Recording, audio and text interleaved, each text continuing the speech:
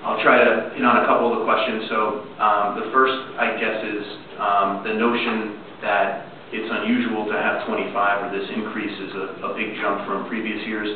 It's actually kind of the opposite. 25's been more the norm. This current year, or 16-17 rather, has been an anomaly at Washington and Milton, and that's because the enrollment is declining in those two schools. In all three of the elementary schools, we've operated at 25 kids, not just in kindergarten, but at different points in other grade levels. And the reason for that, so it's then the other question was, well, why is it that in 16-17 you only had 16 or 15 kids in a section, but now that number is going to jump up?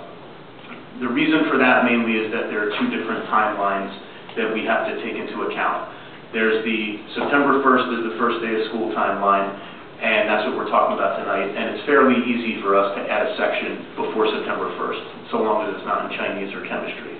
But to add an elementary section someplace is not difficult at this time of the year. There are still talented people around. Or German French. Or German French, right. The other timeline, though, is that the state requires us to notify staff members, at least non-tenured staff members, by May 15th if they have an employment contract. So we have our internal staffing discussions about which teachers we're retaining, where we are assigning people, all really in the February, March, April time frame, and that's all finalized really by I'd say April 15th, and then May 15th is the hard stop. And then we notify people if they are returning or not. So there's a little bit of a lag by a year or so. So if we cross the May 15th timeline, what ends up happening is that if we find out that we're going to have fewer kids at a certain grade level, like kindergarten this year at Washington, our choice is to go ahead and just leave the staff member in place because we've already told her she has a job, or rip the Band-Aid off and tell her at this time of the year or in June or whenever it might be, sorry, we know we told you were coming back next year. We changed our minds, and now that person has not had time to even do a proper job search or consider alternatives. So our timelines the timeline for staff is almost staggered or lags by a year in advance of when we make decisions about enrollment.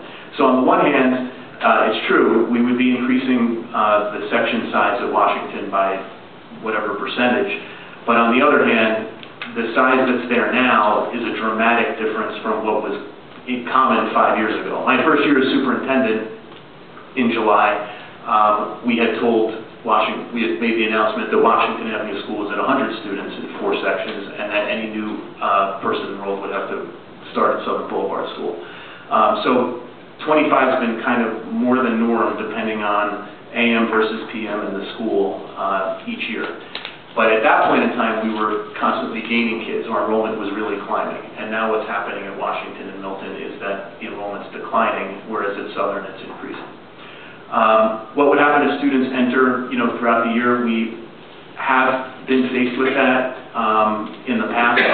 I can recall at Southern Boulevard School in particular, because we had no classrooms, so we didn't have the option to add. And at Washington, in fact, for a number of years, we had no additional classrooms. We had 5 sections, first grade, second grade, third grade for a great number of years, and 4 sections of kindergarten.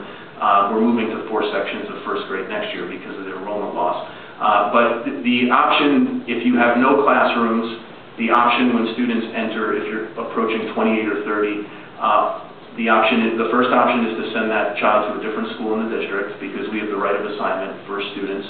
The second option is to hire a second teacher but have them team teach in the same classroom so that you have 2 teachers in a class of 28 or 30 instead of just 1.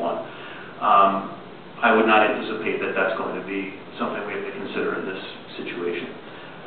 In terms of how to know if a teacher will be ready, in this case, one of the reasons we determined that Washington would be the place we add a section is that we have a staff member who's not full-time, and the staff member is able to be increased to full-time, so we would simply just use the current staff member and increase